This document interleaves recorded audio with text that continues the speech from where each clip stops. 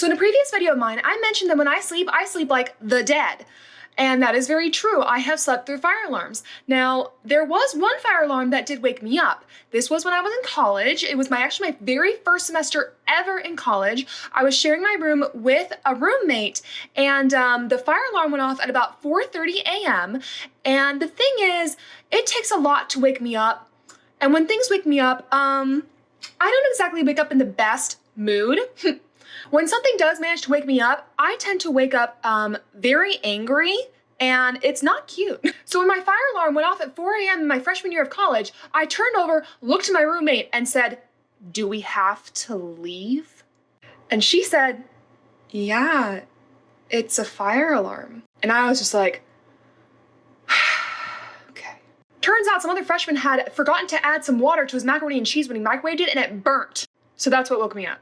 So fun fact, as part of my hospitality management degree, we were required to have a job for at least 3 semesters. The course was called Internship 1, 2, and 3, but they weren't really internships, they were just jobs. And thankfully, unlike some majors where you're required to volunteer your time, we were required to be paid. But it would always grind my gears because we would have professors who would sit there and be like, "You guys, your jobs can't take precedence over your education." And we're all sitting here like, having a job is part of my education, ma'am. And we were required to meet a minimum amount of hours that we worked every semester, and it was almost a full schedule of work every single week. So we were always kind of salty when teachers would be like that. But putting that aside, I kind of enjoyed that part of the program because it let me work in a lot of different parts of the industry. I worked as a hostess for a restaurant first, then I worked at the front desk of a hotel, and then I got to work at Universal during Halloween Horror Nights, so I liked it.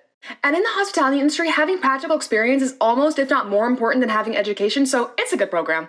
So my main motivation for studying abroad in the Netherlands was because my family is Dutch, my family name is Dutch, and because I still had family living in the Netherlands when I went to go, so I got to go visit with them, and that was pretty cool. But I didn't quite think through the fact that going to study abroad in the Netherlands while having a Dutch last name might come with some challenges.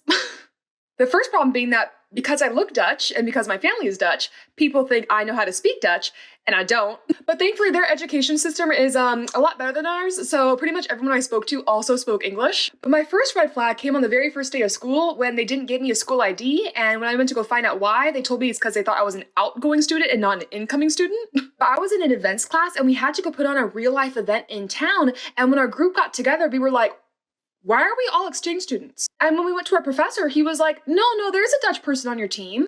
And I was like, "Is that me?" And he was like, "Oh yeah, oh wait, you're the American, that's right." So I studied abroad when I was 20, and I went to the Netherlands, and the legal age to drink adult beverages there is 18, and I had some fun.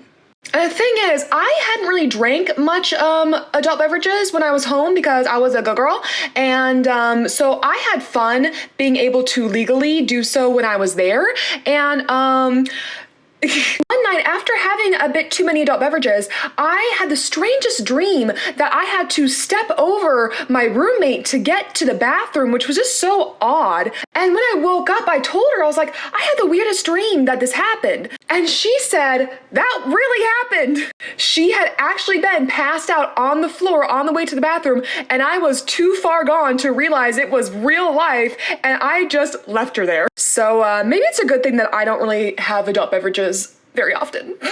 So I just remembered a conspiracy theory that we had about my college campus, namely that we had about the dining room, which of course is never a place you really want to have a conspiracy theory about.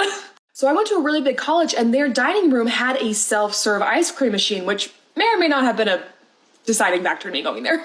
But once I went to college and got the dining plan, it seemed like 9 times out of 10, there was an out of order sign on that ice cream machine. And of course, the days where it was working, everyone was getting ice cream. But the conspiracy theory started when people noticed that the ice cream machine always worked on high school tour days. So we started to wonder, is the ice cream machine actually broken when they say it's broken? Or are they just putting that sign on it so that way they don't have to risk it breaking and then not being in operating order when those high school tour groups come through? What do you think? I only had the dining plan for 1 semester though, because honestly, microwave food was better. So in college, I majored in hospitality management, which is basically the study of theme parks, restaurants, and hotels. And I took a class in theme park management, and yes, it was exactly as fun as it sounds. And my teacher for that class was actually working at Universal while she was also teaching at my college. And she told us that she worked the overnights on Mondays, so she warned us that she might say some kind of strange things on Tuesdays because she was so sleep deprived, and we should take it with a grain of salt. And one Tuesday, we were talking about Star Wars, as you do, and she mentioned, oh my gosh, guys, we should have a lightsaber battle in class. Bring your lightsabers next class. And we were like, okay. So our next class was on Thursday, and she always is able to get sleep on Wednesday nights, so she's more coherent on Thursdays, and half of the class turns up with lightsabers, and she's like, what you guys doing? And we were all like, well, you said we could have a lightsaber battle. And she was just like, guys, I told you not to trust me on Tuesdays. We still battled. So I mentioned before that I studied abroad when I was 20 in the Netherlands, and something I very much enjoyed when I was there was the fact that I was able to legally drink adult beverages. And I took that a step further, and at the college I studied at, I took a spirits class where we got to drink in class. Now, I'm sure that seems like all fun and games. I'm sure a lot of you are like, oh my gosh, I want to be able to drink in class. That sounds amazing.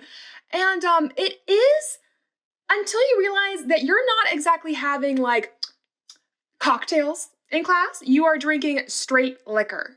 And especially when you don't have much experience drinking at all, and the only drink that you were really drinking when you were abroad was Moscato, it was an experience. They only gave us water to wash it down with, so after the first class, I got smart and I started bringing soda with me to wash it down with. But yeah, here's my first taste of tequila. Okay, that's a lie. I'm not gonna drink this.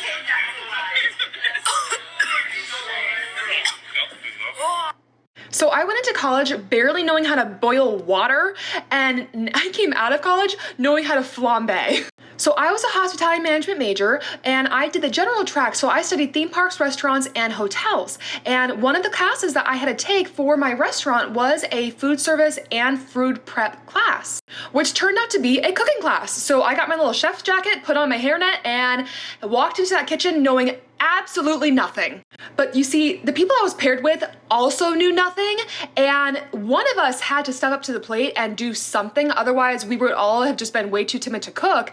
And I'm one of those people that's just like, you know what, fake it till you make it. So I basically just read the recipe and did the thing, and if it didn't turn out well, then I'd be like, well, it's the recipe's fault, not mine, because I followed it exactly. And I guess I faked it till I made it too well, because at the end of the year, only one person per station was given the task to flambe something, and they gave that to me. And let me tell you, shaking a pan with fire coming out of it is an experience. First of all, I'm so excited that you're studying abroad in the Netherlands. That is awesome. I hope you have an amazing time. And my advice, the biggest piece of advice, be prepared to do a lot of biking. It is a statistical fact there are more bikes in the Netherlands than there are people, and their infrastructure has been tailored around bike lanes and biking. It is a way of life. But also, do better than I did, and if you can, if where you go has a bus system, learn how to use it. Story time. When I was researching my housing in the Netherlands, I read that this place I was gonna go live was only so far from main campus, and I was like, oh, sweet, perfect.